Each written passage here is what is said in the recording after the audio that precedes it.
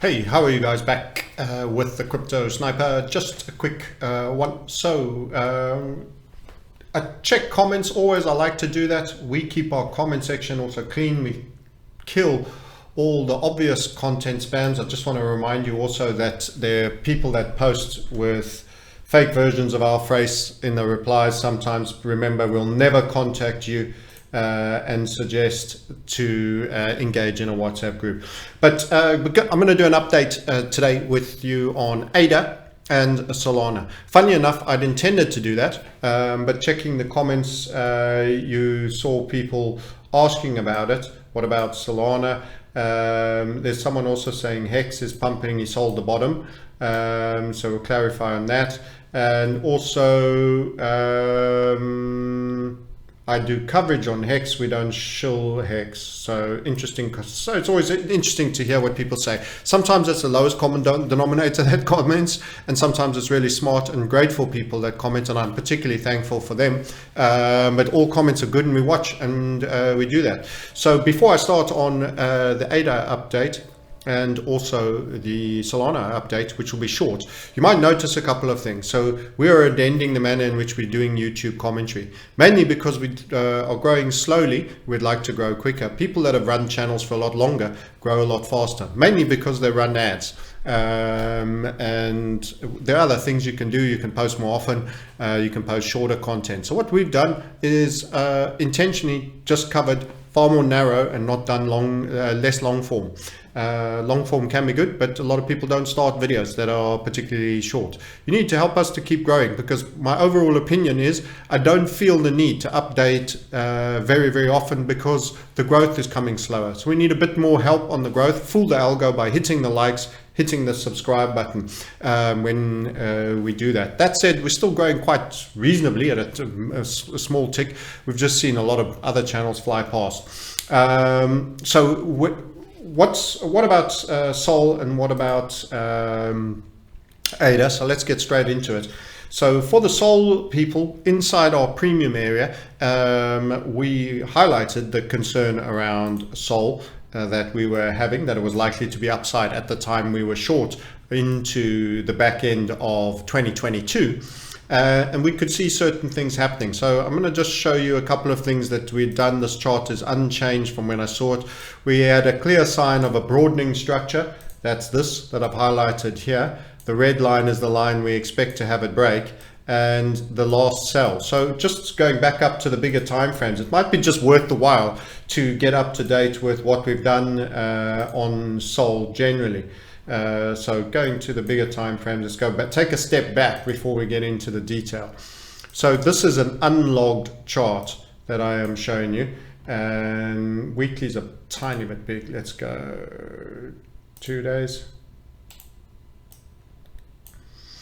You will actually see, and we'll go back to just regular scale, because many people don't appreciate when you do log scale how big the moves have been. You'll see a couple of entries that we had on HVFs right back down here on an upside, there again, and then there again, 3 entries, and that was the final sell that turned out a top that we came to realize after this funnel was surrendered and these rallies were to be ignored and sold into. So you should have sold into those rallies after the take back of the funnels, and you could continue to buy a short. We did also warn that that falling wedge was likely to lead to a bump rally, and that was part of a bump rally period you had before continuing the overall macro downtrend.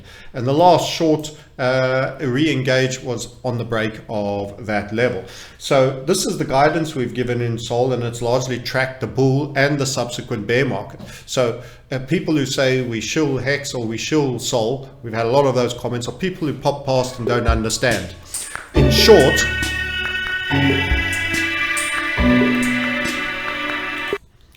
so these moves have tracked the larger bull market and the subsequent bear market for Sol, both from all the entries to the upside and the subsequent sells. So there, we sometimes get these comments, and we just saw one on Hex, and we've seen, and I've had the same one on Sol, but you're a shill of Sol or you're a shill of Hex. No, we trade things that were interesting both to the long side, and we get out of them when we think they will stop going up, and we go short of them if that is indeed possible on the downside when we expect them to go down. In short, we're not invested in a belief system in a particular token in any way. This is surveillance finance. It's coming at you. There are very many forms. There are various people with various intentions, all of which can potentially let you down, but can in fact serve you for a while on the upside and the downside. We're not getting married. We marry our girlfriends. We make them wives. We don't marry projects for which I have very little control with my YouTube connection and my floating presence all over the planet. And this should be understood, and I think largely it is understood by the silent majority who are receiving the benefits of what we're doing here on YouTube, but sometimes it's worth reminding people. So in both those tokens cases, we are neither pro nor against. We're just interested in them in terms of trading instruments. So what subsequently happened? So this has been a huge, you can see the extent of this move. You would have to accept that this is not anymore early bear territory when you're way down here after being at $260. That doesn't, however, mean that there isn't further future possibility for downside. And we did the head and shoulder. That is very much more easy to witness on a log scale. You can learn about how we do complex head and shoulders right in our Market Sniper site, themarketsniper.com, where you can book a call and learn more. So in terms of this was a broadening structure on a downside. So going back to the more recent analysis, why no update on Sol? Well, I intended to do it. I wouldn't do it specifically for you in terms of the manner you conduct yourself, but actually an update on Sol and ADA in a segmented format to provide more short form content to try and see if more people watch more videos and we get a better effect in terms of developing the channel, because that's what we seek to do. That broadening structure was actually descending, which means you're hammering out lows. You've zigged, you've zagged, you've zigged, and then you've had a bigger spill and an even higher move. And you expect from the red line for that to be broken. That was drawn prior to the break. Whether you accept that or not is fine by me. In fact, I will be showing one or two snapshots from our community where we actually exited our shorts on account of concern surrounding the structure on Sol and in expectation of a rally. And we'll tell you why with the information we got on ADA that was supported as well. So the key thing is 360-degree analysis and watching different tokens and recognizing when it's good to get out of one short somewhere else. There might be a more secular reason for possible rallies in other tokens too, which is what's applied with ADA. So as we have a look at this, we still have our macro targets potential for 352.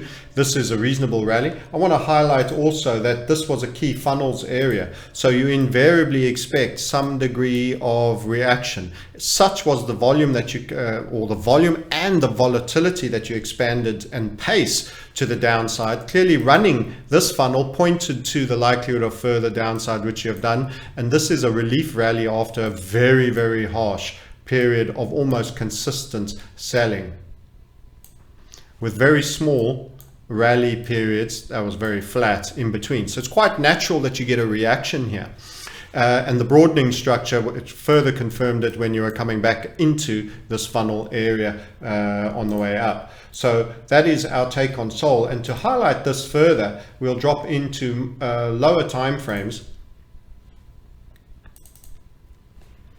And we actually spotted this particular structure in its form. And you first got a very big volume spike that occurred there. You can occasionally switch volume. We tend to do volume analysis very much in the premium area when we're really deep diving. I don't do too much on YouTube and how we do that. It's kind of something we do. But if you just put a basic histogram on here, you will find that that was accompanied with a big day of trade.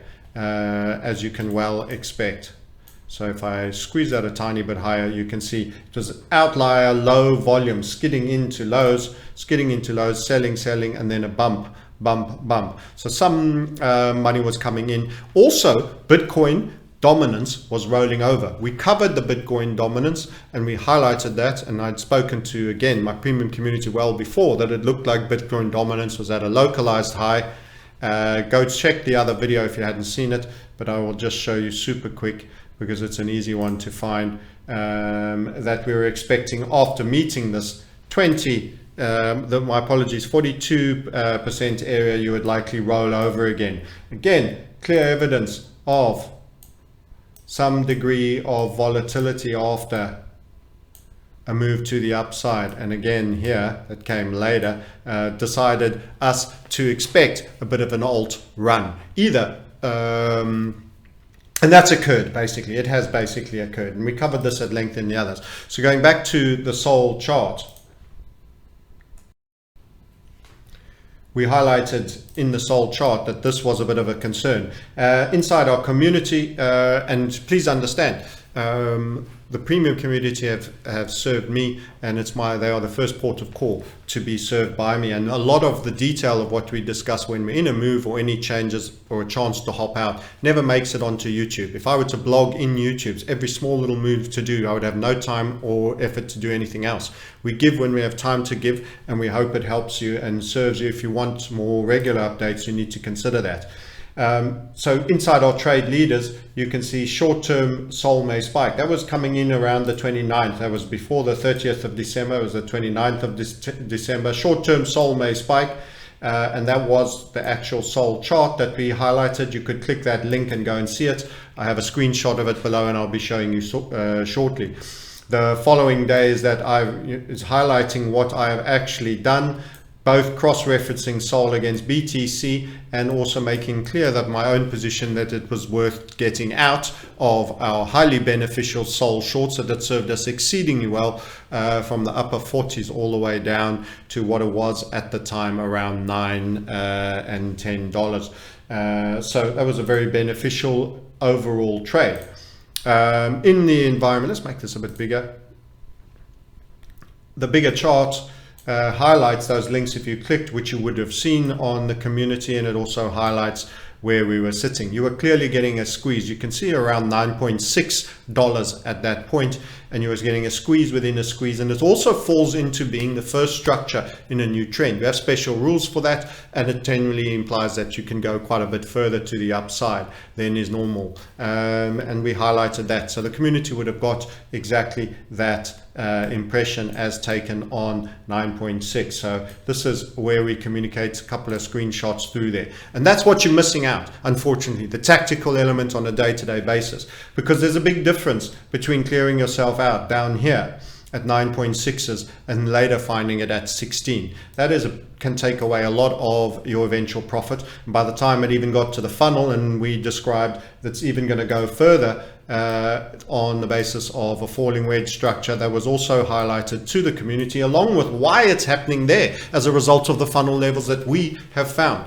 which regularly correspond with the volume by price when you do volume analysis across there. Again, material you're not getting, but can be achieved if you feel serious enough about the value of what we do technically. So Solana was already an early mover for the potential alt run, and I've mentioned ADA in here as well. So what actually happened with ADA? In fact, we hardened and tightened our target on ADA, and one or two people had watched previous views where we'd put out another number that was implied a further fall. We redrew and we said, no, the point of exit for ADA is in and around the 26 level, I believe it was. We'll confirm that now as we pivot over to the chart. So here you go. There was the ADA setup, which we drew and shared, and it went hand in hand actually with our that I did actually want that. Hold on. It went hand in hand. Here's the draw with our eventual performance. Now we actually got shorted earlier than this first level over here that's being illustrated. We were short earlier in that because there are tools that we use to further squeeze the risk. We call that a fairly fat funnel, so the risk being that far away. Again, the details are in premium, but the key outcome was an achievement of profit at a very nice steep line. That line is actually even falling faster than a 45-degree line. We call that the line of efficiency. That's in our theory you'll learn. That's your triggering event. But if you're in shorter earlier and higher up, you actually have squeezed your risk reward as well. Now the clear value of a target And the reason we changed it to these 26 levels was a correction to our initial draw. You often get a chance to retrospectively reassess whether everything you've done is correct. Where can I be wrong? How do I fail on this? Is a very important set of questions that we continually ask ourselves, and that we thankfully noticed a small error and we redrew. You can see the headlines. This is what I refer to, and this is a very interesting thing about trading. This is the control fallacy. The fallacy that you have more control than you do. So people say, oh, you see bullish headlines here. ADA, massive 36% spike, puts it on a reversal path. Crypto market review, January the 9th. This is a fundamental news that was coming. 3 possible reasons why Cardano skyrocketed 30% in 7 days. That was a bit before. And then Cardano founder reacts to ADA price surge. So yes, this is all the positivity. In fact, the entire alt group was going on. So it had very little to do with any hard specifics on ADA. ADA had in fact sold off quite consistently because previously it had been a bit stronger and not made lows on Bitcoin. We showed you that analysis in Cardano. It had held its level when it had a fork while Bitcoin was selling off. So it kind of had a bit of catch up to the downside, which was why it was the best choice for that short during that period, because Bitcoin was relatively firmer, has largely gone sideways during that time period.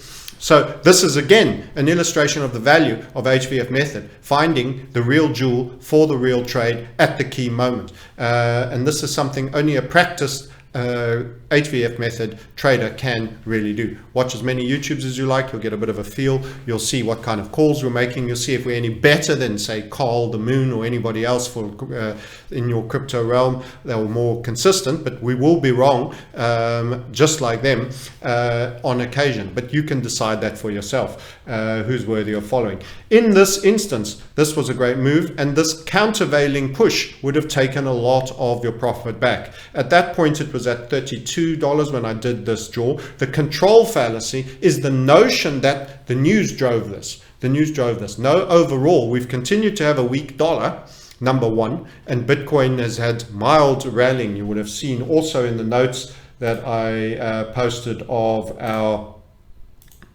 communications that Bitcoin also looks like it may be nibbled upwards during that period. So we were actually expecting a little bit of a nibbling upwards of Bitcoin and an overperformance of alts relative to Bitcoin. So this actually means a decent move in a rally context for alts, which is why we gave trades on a cross-market basis in case of a sudden collapse, in case of a sudden Binance is bankrupt, Tether has blown up news. We were still covered for some of the risk on a cross crypto basis. Hence you got the Ethereum Bitcoin trade that we covered in the previous video.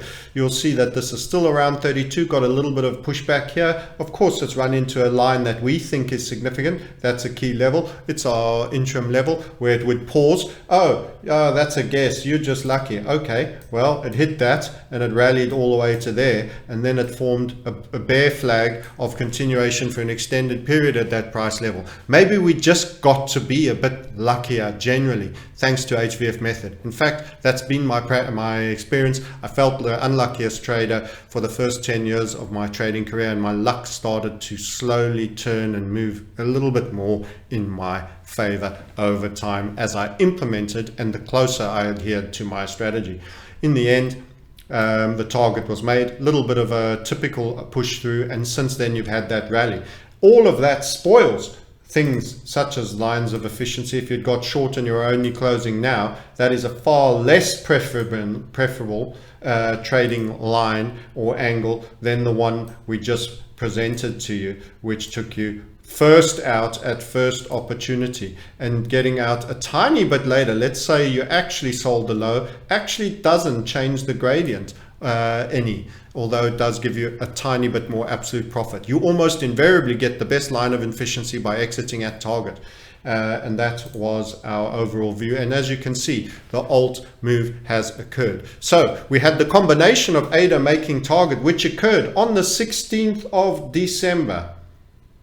Bang, bang, you can see the details. And we were on notice there that it was no longer a beneficial, necessary place to be in shorting ADA for now, and that could of course apply to a more larger alt turn. Round about the cusp, when we were looking at the 31st of December, we started commentating that Bitcoin was actually getting a nibble. So this points to the progress decay, which is the pushback against the primary move that has occurred, which again gave us further confidence that there potentially was a bit of an upside coming for the alts, which is why we then started looking at our Bitcoin dominance, and we expected, we looked at Solana where we were short, and we started to see squeezes to the upside, hence the comments that said, I am closing, I have got out, etc., etc., that we have shown you in the premium view. So I hope to have answered the lowest common denominator questions regarding,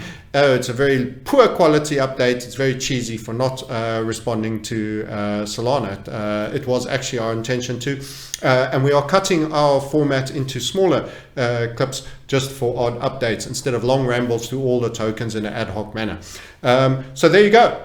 You want to learn more about what we do, you want to understand, you want to have the answers to what's coming. Well, we don't have the answers, but we have very good on balance of probability guesses, thanks to a very powerful method called HVF method, Hunt Volatility Funnel method. The goal is to adhere to our rules, not to say we've got the best model in the world and get out on a flatlining MACD, or because we felt the momentum was going out of the candlestick charts like many others, while putting forward models that they are actually not adhering to. Our goal is to adhere entirely, and all our practitioners will get very similar results, especially if they've placed the orders in a premeditated manner, which means you're adhering to process. You do not have to be even present for that. This takes you off screens, it spares your eyes, it gives you your life back, it gives you time for other things, and you can stay in the market knowing that you should be executed whilst out. Okay, thanks for watching, and quite a quick new updated response. I suppose it's easier to do when the clips are a bit shorter. You let us know about the format. If this is of value to you, hit like. If our channel grows, we throw more efforts at it, and we'll continue to try things to make it better, more exciting, more interesting, but we do want to see the responsive growth, and we ask you to help us to achieve that. If you think we're doing an okay job, around average or better, then give us a like and give us a share. We'll truly appreciate it. Thanks so much. And for those that want to take it further, as I've already said and say maybe too often for your liking, go to the website. It's the only place to engage with us. Replies here with my face are not me. themarketsniper.com. Book a call. Till next time, I'll catch you then. Thank you for watching. Bye.